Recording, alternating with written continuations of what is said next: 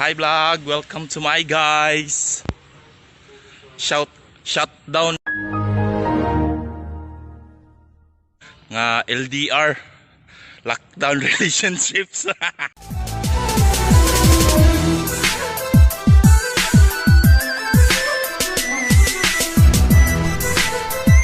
Assalamualaikum warahmatullahi wabarakatuh.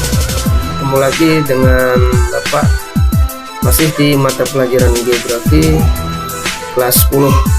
Oke.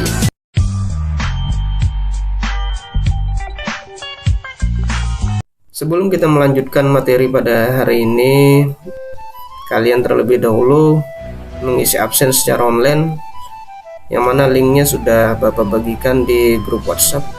Jadi silahkan mengisi absennya masing-masing secara online. Setelah kita akan melanjutkan materi yang sudah Bapak share di grup WhatsApp. Jadi silahkan masing-masing mendownload filenya, yaitu pada bagian C tentang karakteristik lapisan bumi dan pergeseran benua. Jadi bumi kita itu kadang sewaktu-waktu bisa bergerak. Itu dikarenakan permukaan bumi kita itu terbagi atas beberapa lempeng. Bukan lempeng pisang, bukan.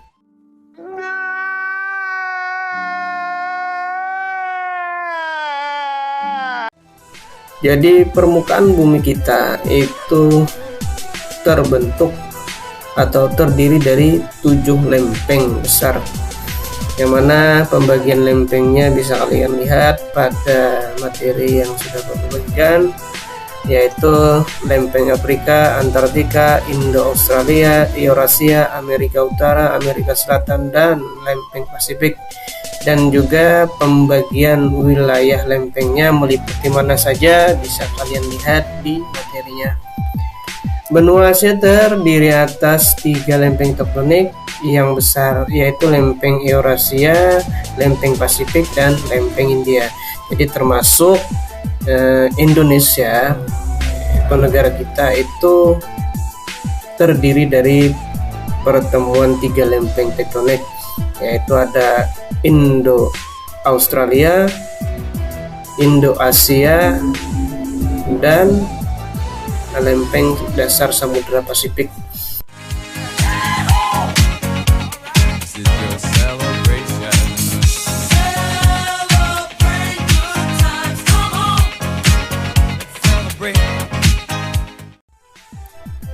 Kemudian teori yang menjelaskan tentang mengapung dan bergeraknya kerak benua itu dipublikasikan secara luas pada tahun 1960. Ini oleh siapa saja? Ini ada beberapa ahli. Yang pertama oleh Alfred Lothar Wegener. Jadi yang paling terkenal teori dari Alfred Lothar Wegener ini adalah teori apungan benua. Jadi dia menjelaskan bahwasanya permukaan bumi kita ini mengapung seperti halnya kertas yang ada di atas air. Adapun bukunya itu berjudul Heisenberg, Der Kontinent and Oceane. Nani? Omae wa mou shindeiru.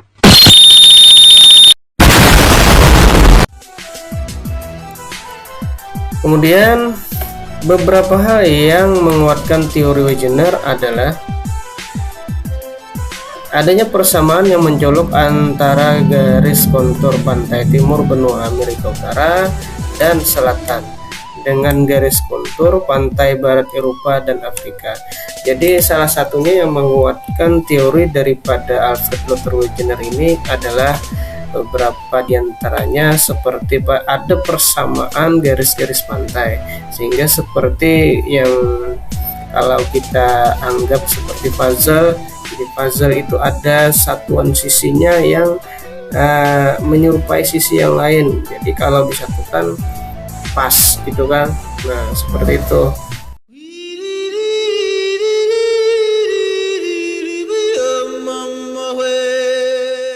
Kemudian daerah Greenland bergerak menjauhi daratan Eropa dengan kecepatan 36 meter per tahun. Jadi ini bukan seperti kecepatan Rossi yang berapa ratus kilometer per jam, bukan. Has he hit a drain or something here? He's not been able to pull the bike up. It's so wet. Jadi ya kecepatannya per tahun. Nanti kalau kecepatannya seperti motor, hancur kita. Kepulauan Madagaskar menjauhi Afrika dengan kecepatan 9 meter per tahun. Jadi itu adalah juga bukti bahwasanya bumi kita ini bergerak. Kemudian yang selanjutnya bisa kalian lihat pada materi. Untuk mempersingkat waktu, kita akan lanjut ke bagian yang lain. Nah, di sini ada 4 buah gambar yang menunjukkan adanya perbedaan posisi dari lempeng tektonik. Jadi pada awalnya, yaitu pada 225 juta tahun yang lalu, itu permukaan bumi kita ini masih dalam keadaan satu.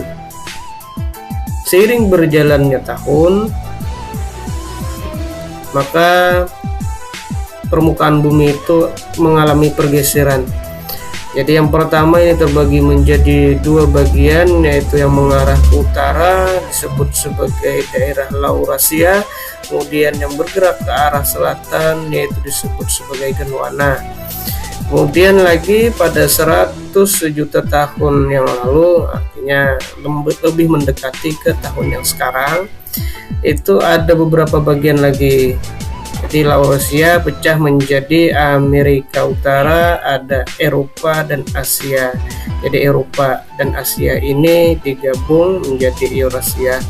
Kemudian yang di arah selatan ada Amerika Selatan, Afrika, India, Australia, dan Antartika.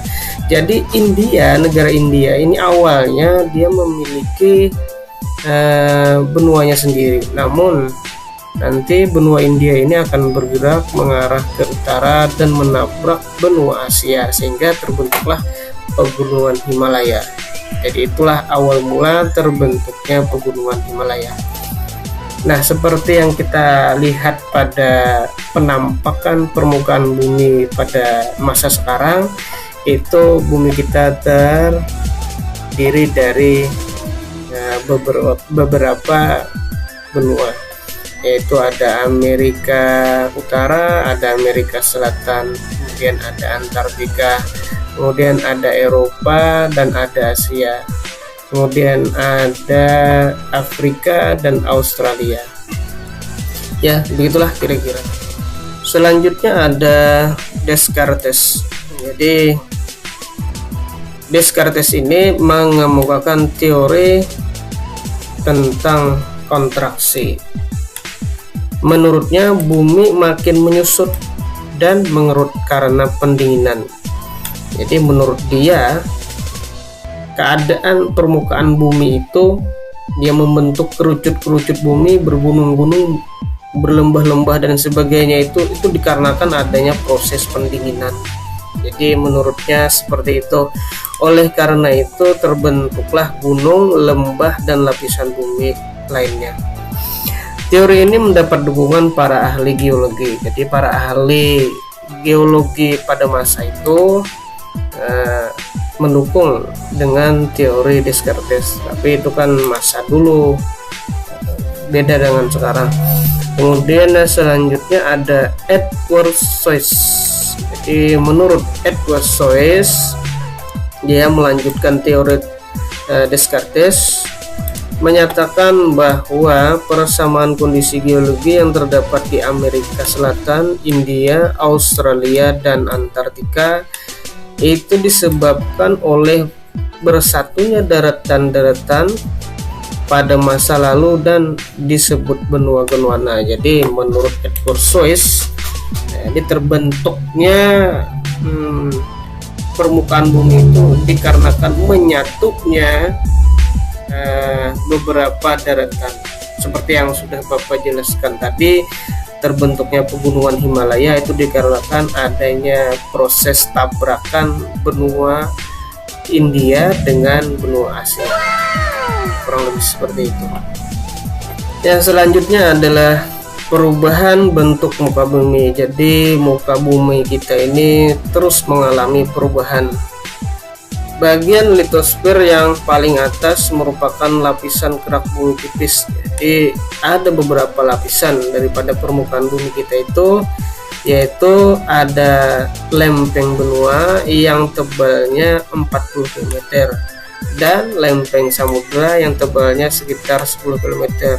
Jadi ada beberapa lapisan yang mana nantinya ada di permukaan dan juga ada yang di bawah dasar samudra, seperti lempeng benua dan lempeng samudra. Kemudian bentuk muka bumi diantaranya dipengaruhi oleh gerak tektonik. Gerakan tektonik merupakan gerakan kerak bumi yang dapat menimbulkan retakan, lipatan, lekukan, dan patahan. Jadi seperti yang juga tadi dikemukakan oleh Alfred Lothar Wegener, bahwasanya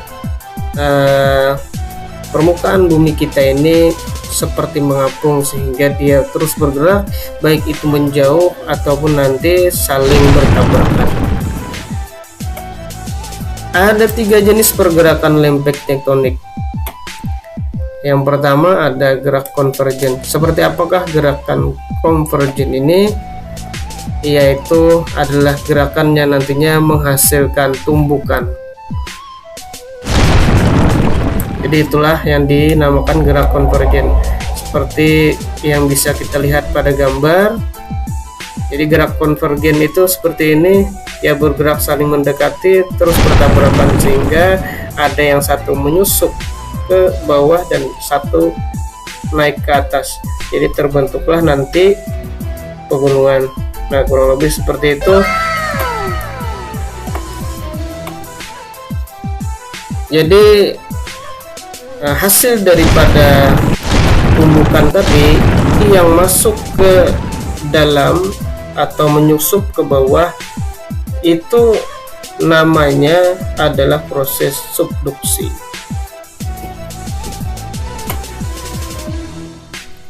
Kemudian yang selanjutnya adalah gerak divergen, bukan divergen yang grup musik itu.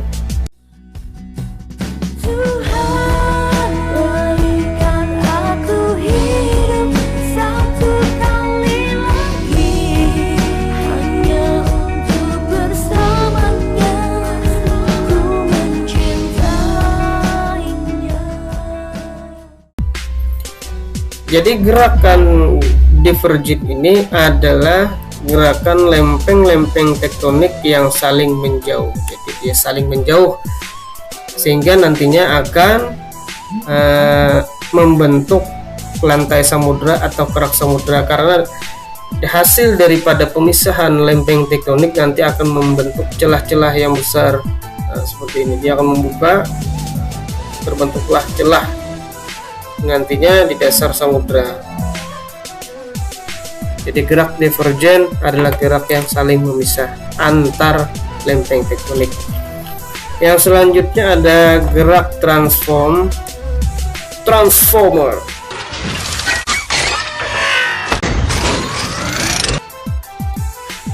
Gerak transform ini ada disebut juga sebagai gerak yang nantinya menghasilkan sesar.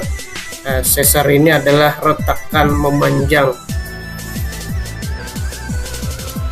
Adalah pergerakan yang terjadi pada dua bagian lempeng bumi yang bergerak secara horizontal. Jadi dia bergeser. Kalau tadi ada yang menjauh, ada juga yang saling bertabrakan. Kalau ini dia bergeser. Nah, bergeser. Baik itu nantinya berlawanan arah ataupun nanti satunya diam, satunya mengarah ke sisi yang lain.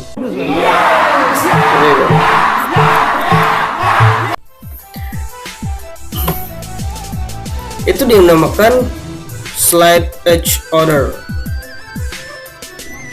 Contohnya adalah Sesar San Andreas di California, Amerika Serikat. Bisa kalian lihat gambarnya yang seperti apa. Jadi untuk memahami pergerakan lempeng tektonik ini tadi, kalian bisa lihat saja gambarnya. Yang ini saling menjauh, kita lihat saja panahnya. kemudian ini saling bertabrakan, lihat panahnya, dan ini saling bergeser. Yang berikutnya aktivitas tektonik dan pembentukan gunung api. Aktivitas tektonik adalah aktivitas yang berasal dari pergerakan lempeng kerak bumi atau litosfer. Jadi kalau yang berhubungan dengan aktivitas tektonik berarti itu adalah aktivitas pergerakan lempeng tektonik. Kalau nantinya aktivitas vulkanik, nah barulah itu akan berhubungan dengan gunung api. Jadi ada vulkanik, ada tektonik. Hasil dari tumbukan antar lempeng dapat menghasilkan gempa bumi. Seperti yang kita ketahui, kalau sesuatu bertabrakan dengan sesuatu yang lain itu nantinya akan menimbulkan getaran. Getaran inilah yang nantinya akan membentuk gempa. Pembentukan pegunungan, nah jadi juga nantinya akan membentuk pegunungan. Dan aktivitas gunung api. Jadi kenapa bisa berhubungan dengan aktivitas gunung Merapi? Karena sebagaimana yang kita ketahui, retakan yang dihasilkan dari antar benua itu tadi itu mengakibatkan magma yang ada di dalam perut bumi ini dapat keluar ke permukaan lewat retakan-retakan pemisah antar benua itu tadi, sehingga terbentuklah gunung Merapi karena magma yang menyusup dari retakan bumi itu tadi akan mendorong permukaan di atasnya dan membentuk pegunungan Merapi. Nah, gitu. Akibat adanya aktivitas tektonik itu tadi, maka di beberapa tempat di permukaan bumi itu dapat kita temui bentukan seperti lipatan dan juga patahan. Yang pertama adalah lipatan. Lipatan adalah bentuk muka bumi hasil gerakan tekanan secara horizontal maupun vertikal yang menyebabkan lapisan permukaan bumi menjadi berkerut dan melipat. Nah, itu tadi pergerakan bumi, pergerakan lempeng tektonik yang nantinya secara horizontal, sehingga mengakibatkan ada yang saling menumbuk, ada yang juga mungkin yang saling bergeser dan sebagainya. Nanti kalau saling bergeser dan saling menjauh itu nanti akan membentuk patahan, saling menumbuk sehingga membentuklah lipatan. Ini ada beberapa bagian daripada lipatan, yaitu bagian puncak daripada lipatan itu disebut sebagai antiklina dan bagian lembahnya itu dinamakan sinklina. Bisa kalian lihat ini ada beberapa lipatan, ada lipatan tegak, lipatan miring, lipatan menggantung, lipatan rebah, dan lipatan isoklina. Kemudian yang berikutnya ada patahan. Patahan adalah permukaan bumi hasil dari gerakan tekanan secara horizontal dan tekanan secara vertikal yang menyebabkan lapisan bumi menjadi retak dan patah. Jadi ini yang dimaksud dengan patahan ini adalah hasil daripada pergerakan lempeng tektonik itu tadi, baik itu secara horizontal ataupun vertikal. Jadi kalau yang vertikal seperti gambar, dia akan mendorong bagian atas sehingga terjadilah patahan. Bagian daripada patahan yang paling atas ini disebut sebagai horst, dan lembahnya yang bagian bawah atau bagian yang menjorok ke bawah itu dinamakan sebagai graven. Ya, mungkin itu saja yang bisa Bapak sampaikan. Selebihnya nanti kalian bisa tanyakan baik di grup WhatsApp atau di channel Bapak. Semoga bisa dipahami. Salah hilap mohon maaf. Wassalamualaikum warahmatullahi wabarakatuh. Kita jumpa lagi di lain kesempatan. Dadah.